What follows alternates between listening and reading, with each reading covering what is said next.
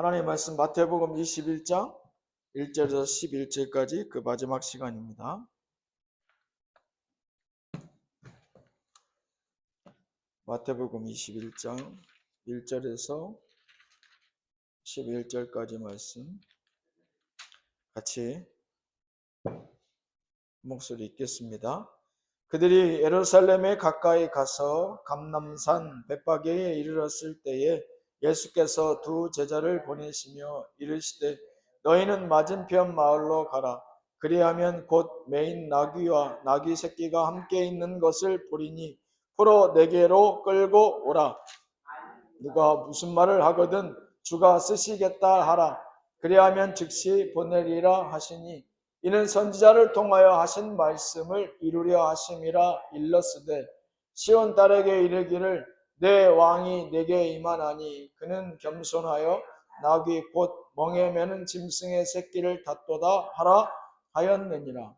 제자들이 가서 예수께서 명하신 대로 하여 나귀와 나귀 새끼를 끌고 와서 자기들의 겉옷을 그 위에 얹음에 예수께서 그 위에 타시니 무리의 대다수는 그들의 겉옷을 길에 펴고 다른 이들은 나뭇가지를 베어 길에 펴고 앞에서 가고 뒤에서 따르는 무리가 소리 높여 이르되 호산나 다윗의 자손이여 찬송하리로다.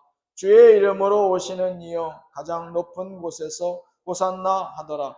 예수께서 예루살렘에 들어가시니 온 성이 소동하여 이르되 이는 누구냐 하거늘 무리가 이르되 갈릴리 나사렛에서 나온 선지자 예수라 하니라. 아멘. 기도하겠습니다.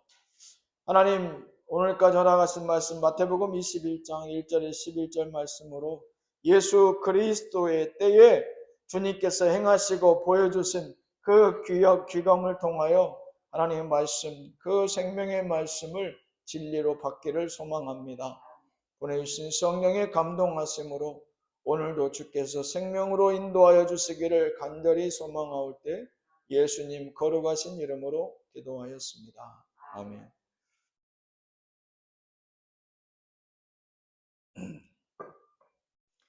이제 다음 주가 부활주일이고 이제 한 주간 전에 이제 우리가 고난주간 또 오늘은 순환주일이라고도 얘기하는데 예수님께서 예루살렘 성에 이제 입성하시면서부터 보여주는 일련의 이벤트 사건들을 이제 성경에서 이 예루살렘 입성 이후에 뭐 성전 정화운동이라든가 아니면 우리가 잘 아는 유월절 만찬이라든가 이런 모습들이 성경에서 어느 정도 시간적 순서에 맞게 배열되어 있는데 우리는 지난 5주 동안 사순절 둘째 주간부터 예수님이 그 예루살렘에 입성하심의 그 의미가 무엇인지 계속 살펴보고 있습니다.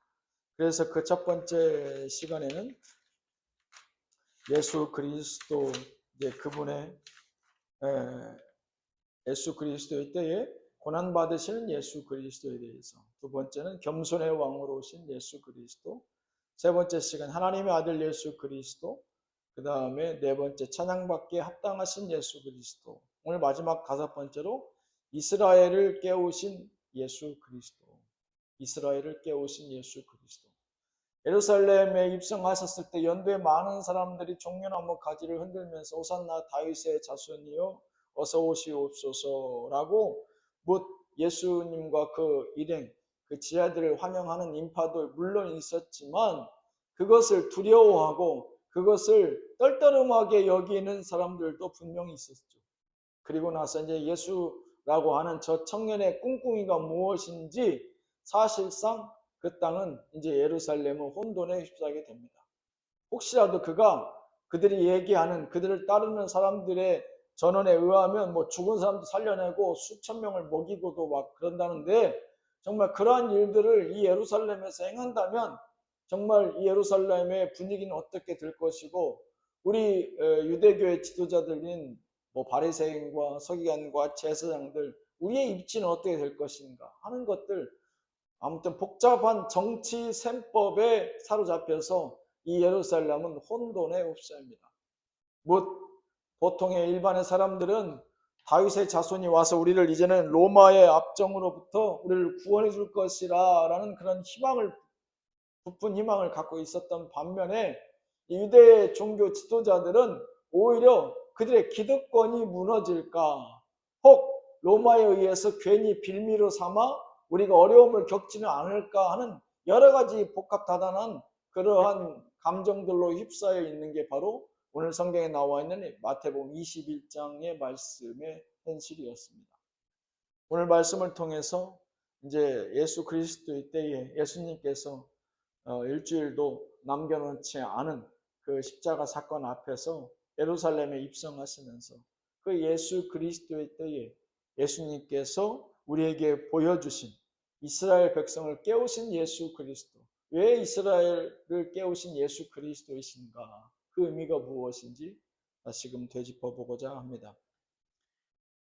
오늘 말씀에도 보면은 21장에 보면 21장 5절 말씀에 보면 이제 이사야서 62장 11절 스가랴서 9장 9절의 말씀의 인용인데, 시온 딸에게 이르기를 내 왕이 내게 임하나니 그는 겸손하여 낙이 곧 멍에 매는 짐승의 새끼를 탔도다 하라 하였느니라. 곧 그들에게 메시아로 그리스도로 오실 분은 그런 겸손의 왕으로 오실 것이라는 내용이 이스라엘 백성이 누구보다도 잘 아는 이사야 선지자 대선지자의 예언서를 통해서 그들이 잘 알고 있음에도 불구하고 그들은 이 언약에 대해서 크게 신뢰하지 않는 모습입니다. 오히려 백성들은 그러한 호산나 다윗의 자손이여 진정한 우리의 구원자가 오셨다라고 칭송하고 찬미하지만 대부분의 그 외의 사람들은 오히려 그 지방에서 올라온 한 청년에 대해서 그리 큰 관심을 갖고 있는 것 같지는 않습니다. 왜? 그들에게는 하나님의 말씀에 대해서 그 그리스도, 메시아에 대한 그 사상에 대해서 예수 그리스도에서 큰 희망이 없었기 때문이죠. 무엇보다도 예수님의 그런 출현을 탐탁치 않게 여기는 부류들이 그러한 예수님을 온 이스라엘이 연합해서 환영하는 그런 분위기를 가로막았는지도 모릅니다. 바리새인과 서기관들, 제사장들, 신약에 보면 공관복음에 특별히 예수님 그들을 위해서 많이 질타하시는 장면이 등장하는데, 그들에게는 이 예수 그리스도의 등장을 통해서 분명히 있었으나 그들에게 없는 게 있었죠. 그들은 다 가진 것 같았으나 그들에게 없는 게 있었어요. 그게 뭐냐? 그들에게는 율법이 있었으나 모든 사람들이 알 수도 이해할 수도 없는 하나님의 말씀을, 율법을 그들은 가지고 있었으나 그들에게 무엇이 없었다? 결정적으로 하나님이 없었고 예수 그리스도가 없었습니다. 곧 그들은 껍데기만 붙들고 있었던 그러한 유대의 지도자들이었다. 그러니까 사실은 그들에게 신앙, 그들에게 하늘의 구원의 영생의 소망, 이러한 거룩한 단어는 그들에게 사실 어울리지 않고, 그들에게 어울리는 단어는 종교인이란 거칠의 위선, 이제 이러한 것들이 어울리는 모습들이었다는 것을 우리가 잘 알고 있습니다. 왜? 그들의 율법 안에 하나님이 주신 말씀 율법 아닙니까? 근데 그들의 율법이라고 하는 것은 그 안에 오롯이 중심 대신 하나님의 말씀과 의지와 취지는 없고 거칠애적으로 그 위선과 그 어떠한 형식에 사로잡힌 바 되어 많은 사람들에게 본인들의 특권의식에 사로잡혀 있고 그 기득권을 유지하려고 오히려 그 율법을 악용했었던 것이 이 바리새인과 서기관과 제사장들이었으니까요.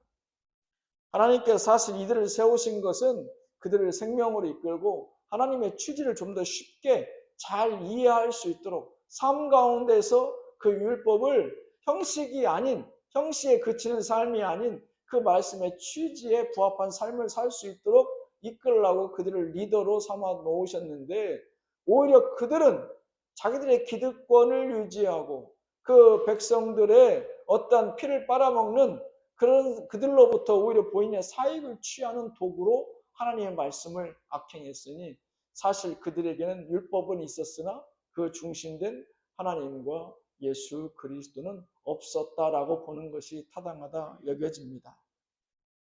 그래서 이제 예수 그리스도가 오심으로 말미암아 예수님도 말씀하시죠. 율법을 내가 폐하러 온 것이 아니라 율법을 완성하러 왔다. 곧 그 얘기는 이제 더 이상 바리새인과 서기관들과 제사장들의 악한 권위의 시대는 끝났다. 그들의 악한 권위의 시대는 끝났고 종료되었고 새로운 구원자 예수 그리스도의 시대가 도래하였다라고 사실은 말씀하고 계신 것이죠. 이스라엘 깨우신 예수님 그 첫 번째는 생명 없는 율법으로부터의 깨우심입니다. 생명 없는 율법으로부터의 깨우심. 본디 율법이 생명이 없지 않았죠. 본디 그 율법은 모세를 통해 하나님이 직접 말씀을 전언하신 것이고 그것을 모세가 붙든 것이 바로 직접 계시를 통해서 붙든 게 율법의 시작 아닙니까? 그것이 어떻게 하나님의 말씀이 없어요. 본디 그 시작은 하나님이 직접 말씀하셨고 그곳엔 생명이 있었고 유대인들이 이스라엘 백성들에게는 자기들의 생명보다 더 귀히 여겼던 것이 그 율법이었는데 이제 그곳에는 더 이상 하나님의 말씀과 생명이 존재하지 않았던 것이죠. 그래서 예수님께서는 이스라엘 백성을 깨우러 예수님의 때에 오신 것이다. 왜? 생명 없는 율법으로부터 이스라엘을 깨우시기 위해서. 누가복음 16장 16절 말씀에 보면 율법과 선지자는 요한의 때까지요. 그 후부터는 하나님 나라의 복음이 전파되어 사람마다 그리로 침입하느니라. 곧 예수 그리스도 이전 그 앞에 세례 요한까지는 율법과 선지자 곧 하나님의 말씀의 그 말씀의 시대지만 이제부터는 성령의 시대요. 예수 그리스도의 시대라라고 누가복음 16장 10절은 그렇게 말씀하고 계신 것이죠. 곧 이스라엘 깨우신 예수님은 더 이상 율법으로 생명이 없는 것으로 오도하고 악행을 저지르는 저 바리새인과 서기관 제사장들을 너희들이 본받지 않아도 된다. 그들에게는 구원이 없다. 그들에게는 생명이 없다. 그들에게는 하나님의 말씀이 없다. 이제는 그들을 추종하지 않아도 되고 그들을 우러러 보지 않아도 된다. 그들의 권위 앞에 머리를 조아릴 필요도 없다. 이제는 단 하나의 예수 그리스도 그분을 통해서만 하나님이 계시고 하나님의 말씀이 계시고 생명이 있으니 이제 그 모든 율법으로부터 돌아와 이제 예수 그리스도 그 영생의 복음 대신 주님 앞에 무릎 꿇을지어다.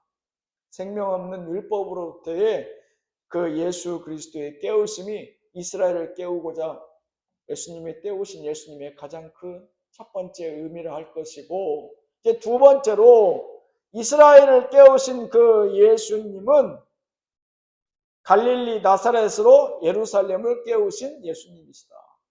갈릴리 나사렛으로 예루살렘을 깨우신 예수님이시다.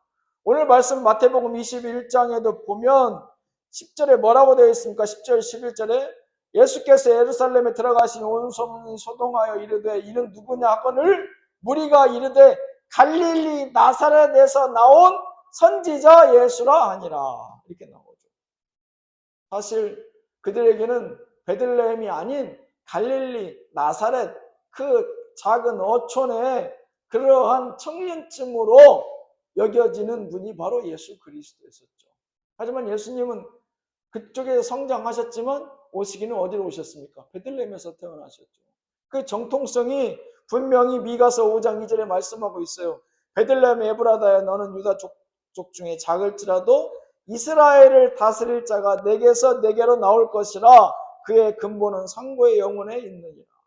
상고는 태초의 천지창조를 얘기하는 것이고 영혼에 있느니라. 예수 그리스도의 재림의 심판의 날, 곧 처음과 끝을 얘기하는 것이죠. 예수님은 그때도 있었고 계시록의 마지막 심판의 때도 계시지만 분명 이스라엘의 영원한 왕으로 오실 것이다. 이게 미가의 선지자 5장 2절의 말씀이거든요.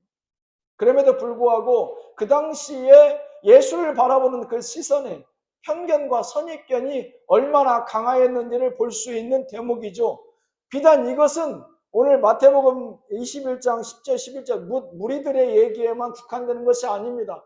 예수님의 제자 중에 하나인 빌립이 그의 친구 나다니엘에게 예수님을 소개하는 장면이 요한복음 1장 45절 46절 말씀에 나와요. 빌립이 나다니엘을 찾아 이르되 모세가 율법에 기록하였고 여러 선지자가 기록한 그 일을 우리가 만났으니 요셉의 아들 나사렛 예수니라. 나다니엘이 이르되 나사렛에서 무슨 선한 것이 날 수 있느냐, 이런 말씀 우리가 잘 기억하고 있습니다.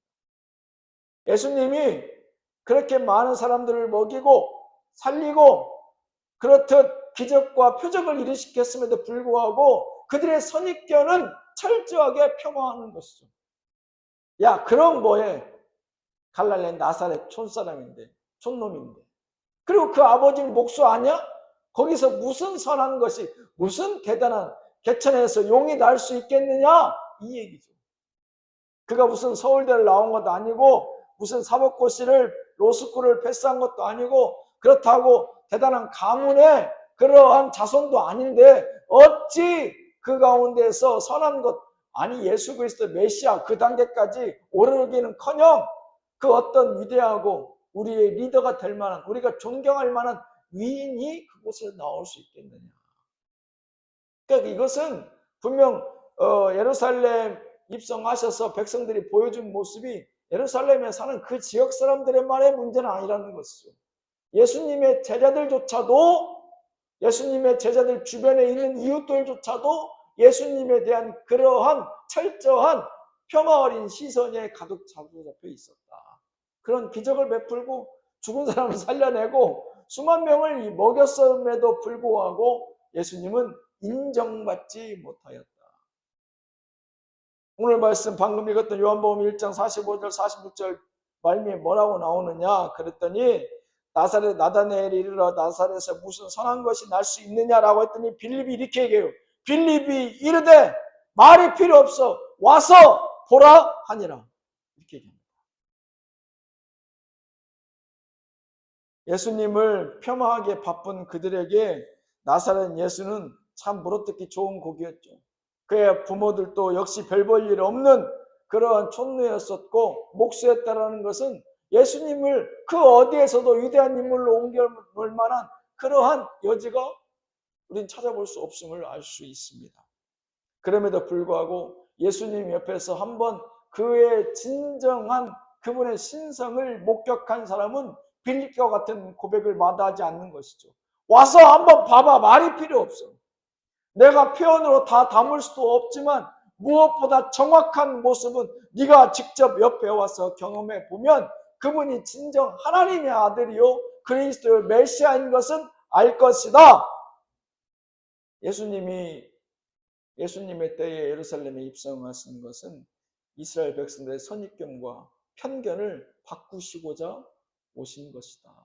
곧 소위 여기 갈릴리 나사렛으로 대변되는 예수 그리스도, 그 당시에 사람들의 편견을 이제는 예루살렘, 그들이 가장 성지라 여기는 그들의 거룩한 모습이 얼마나 철저하게 위선적이고 가식적이었다는 것인지 예수님은 갈릴리로 이런 가식과 위선으로 쩔어있는 예루살렘을 깨우고자 오셨다. 예수님 십자가에 달려 돌아가신 이후의 모습을 마태복음 27장 54절 말씀이 이렇게 표현하고 있습니다. 백부장과 및 함께 예수를 지키던 자들이 지진과 그 일어난 일들을 보고 심히 두려워하여 이르되 이는 진실로 하나님의 아들이었도다 하더라. 와서 보면 그분이 진정 하나님의 아들이었던 것을 누가 종용하지 않아도 누가 시키지 않아도 본인이 직접 경험하면 깨닫고 알 수 있었고 그의 입술로 고백할 수밖에 없었더라. 곧 예루살렘에서 갈릴리 나사렛 예수가 왔다. 별 볼이 없는 사람이라고 굳이 폄하했던 사람들은 예수님을 경험해보지 못했던 사람들이다. 지금의 교회 안에서뿐만 아니라 교회 밖에서도 예수를 폄하하는, 교회를 폄하하는 사람들은 직접 그들이 예수 그리스도를 경험해보지 못한 사람들이다. 최소한 예수를 경험해본 사람들이라고 한다면 교회의 내적 이런 우환에 휩싸였을 때 우리는 예수 그리스도를 원망하지 않죠.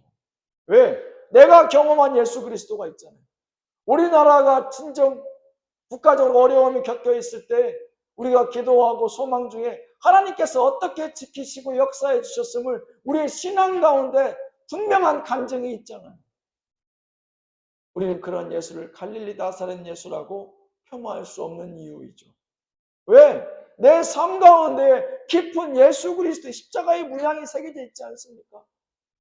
내 인생 가운데에 내 삶의 모든 구석구석에 예수 그리스도의 십자가의 은혜에 그 자국이 선명하게 남아있잖아요. 그 선입견을 오늘 예수님은 다 깨고 싶은 거예요. 너희들은 갈릴리로, 너희들은 예루살렘이라고, 마치 너희들은 거룩하고 그 예루살렘 외의 사람들은 거룩하지 못하고 부족하고 형편없다고 지적하는 것 같은데, 나의 율법, 나를 보내신 하나님의 아버지 그 율법에도 어디에도 그런 얘기는 있지 않았었고, 그러한 너희들의 선입견을 철저하게 깨부수기 위해서 내가 이곳에 온 것이다. 나는 높은 자로부터 낮은 자에 이르기까지, 늙은 자로부터 젊은 어린아이에 이르기까지 나의 구원은 모두를 향한 공평하고 공정하고 모든 이들에게 열려있는 복음이다. 이걸 얘기하는 거죠. 오늘 예수님은 분명 말씀하시기를 갈릴리에만 그 복음이 있다는 뜻은 아니죠. 갈릴리에도 있고 예루살렘에도 있는데 너희들은 왜 예루살렘만이 거룩한 땅이요 거룩한 하나님의 백성이 그곳에 나올 것이라고 잘못 착각하고 사느냐. 곧 복음은 예수 그리스도는 예루살렘뿐만 아니라 온 유다를, 이제는 나아가 온 인류를 품을 수밖에 없는 하나님의 말씀이요 하나님의 뜻인 것을 나의 때에 이르러 너희에게 증거해야 되겠다. 이스라엘 깨우신 예수님의 두 번째 이유인 것입니다. 마지막 세 번째로 이스라엘을 깨우신 예수님은 부패한 종교로부터의 깨우십니다. 그들이 유대교가 얼마만큼 권력의 충견으로 전락해 버렸는지 그 모습을 요한복음 19장 14절에서 16절에 보면 알 수 있어요. 많은 사람들이 예수님을 마지막 십자가에 달려 돌아가시기 전에 그 누군가를 한 명을 살려낼 수 있는 기회가 있었음에도 불구하고 빌라도 앞에서 아니다, 예수를 십자가에 못 박게 해야 된다라고 하는 장면이 이 말씀에 나오죠. 요한복음 19장 14절에 16절 말씀에 보면 이날은 6월절의 준비일이요 때는 제6시라 빌라도가 유대인들에게 이르되 보라 너희 왕이로다. 그들이 소리지르되 없이 하소서 그를 십자가에 못 박게 하소서. 빌라도가 이르되 내가 너희 왕을 십자가에 못 박으랴? 그 다음부터가 충격적이죠. 대제사장들이 대답하되 가이사 외에는, 로마 황제 외에는 우리에게 왕이 없나이다. 아니, 이에 예수를 십자가에 못 박도록 그들에게 넘겨주니라. 누가 지금 빌라도에게 이렇게 얘기했다고요? 유대인이 아닌 총독이 이방인이 너희의 왕이지 않아? 너희의 왕을 왜 내가 못 박아야 돼? 라고 이방인의 입술 통해서 말씀을 증거케 하시는데, 누가 하나님 앞에 예배드리는 신께 예배를 백성들의 제사를 인도하는 대제사장이 뭐라고 얘기했다고요? 우리에게는 왕이 없다. 이렇게 얘기합니다. 이게 그 당시 유대교의 연주소예요. 그들은 신을 모시는 대제사장들이에요. 하나님을 모시는 자들이고 백성들을 하나님께로 인도하는 자들이에요. 지금으로 비유하자면 목사들이고 아니면 교단, 노회, 총회장들, 그야말로 종교 지도자들급에 있는 사람들이에요. 그들이 뭐라고 얘기했다고요? 우리에게는 왕이 없다. 우리에게는 하나님이 없다. 그를 못 박아라. 유대교가 얼마나 부패했는지 볼 수 있는 대목이죠. 나아가 그들에게는 더 이상 경건의 모습을 찾아볼 수 없음을 우리가 성전 정화하시는 예수님의 모습에서 결정적으로 찾아볼 수 있습니다. 마태복음 21장 13절에서 그들에게 이르시되 기록된 바 내 집은 기도하는 집이라 일컬음을 받으리라 하였거늘 너희는 강도의 소굴을 만드는도다 하시니라.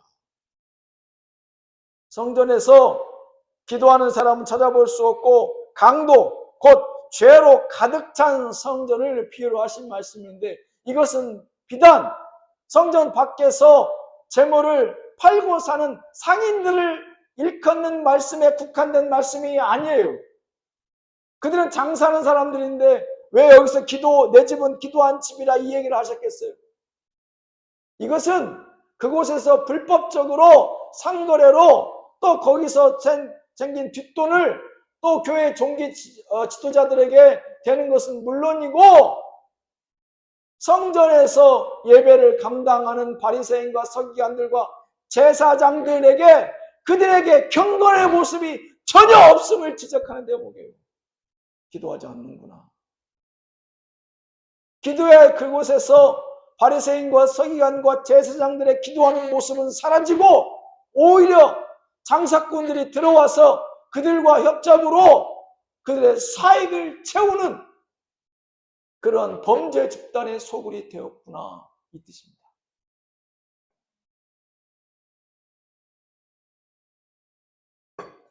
부패한 종교의 모습을, 일단의 모습을 예수님께서 지적하신 것이죠. 예수님께서 왜 굳이 고난주간에 십자가에 달리시기 전에 이 성전에 와서 이렇게 하셨을까 고민해 봤습니까? 그 말씀에 십자가에 달려 돌아가시는 것이 중요한 것이 아니고 이제 부활 이후에 하늘로 승천하시잖아요. 그러기 전에 그의 예정이 가장 많이 머물렀던 곳이 어디였어요? 하나는 제자들이었고 하나는 성전이었어요. 그래서 십자가에 달려 돌아가시기 전에 이 성전을 향하셨던 것이죠. 이곳은 무엇이다? 내 집은 하나님의 집이요 내 집은 기도하는 집이라. 근데 그곳에서 기도하는 자를 만날 수 없음에 안타까워하시는 장면이에요. 그 상인들이 불법적인 거래로 그들의 특별히 이익을 더 취해서 그것을 교회 지도자들에게 뒷돈을 대는 게 그 모습만이 문제가 아니라 그 성전을 거룩하며 경건의 모습과 능력을 지켜야 할 그곳에 그 경건의 모습을 찾아볼 수 없다는 얘기를 하시는 거예요, 예수님이. 왜? 경건의 모습과 능력이 그곳에 있으면 그들이 감히 그곳에 와서 이 장사치들이 이곳에서 이렇게 활개칠 수 있겠느냐? 이런 말씀이거든요.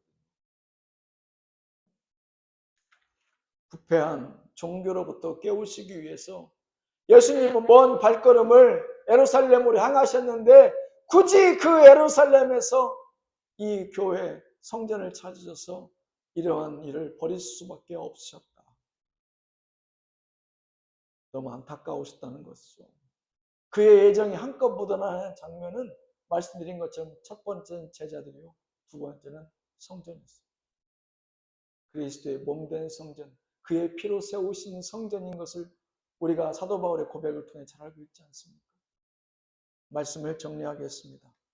예수 그리스도의 때에 이스라엘을 깨우신 예수님은 생명이 없는 율법으로부터 깨우시기 위해서 이스라엘을 깨우셨고 또 갈릴리 나사렛으로 예루살렘을 깨우심으로 그들의 선입견과 편견을 바꾸시고자 이스라엘을 깨우셨고 마지막으로 예수님은 부패한 종교로부터 이스라엘을 깨우시고자 우리에게 오신 줄로 믿습니다. 기도하겠습니다. 주여, 고난주간을 맞이합니다. 예수 그리스도의 고난받으심과 죽으심이 전적으로 우리의 죄 때문인 것을 입술이 아닌 삶으로 고백하는 믿음 허락하여 주옵소서. 깨달았거든 삶으로 선행하게 하시고 그 삶으로 사랑하는 이웃들에게 그의 죽으심에 생명이 있음을 증거할 수 있는 복된 한 주간 되게 하여 주옵소서. 예수님 이름으로 기도하였습니다. 아멘.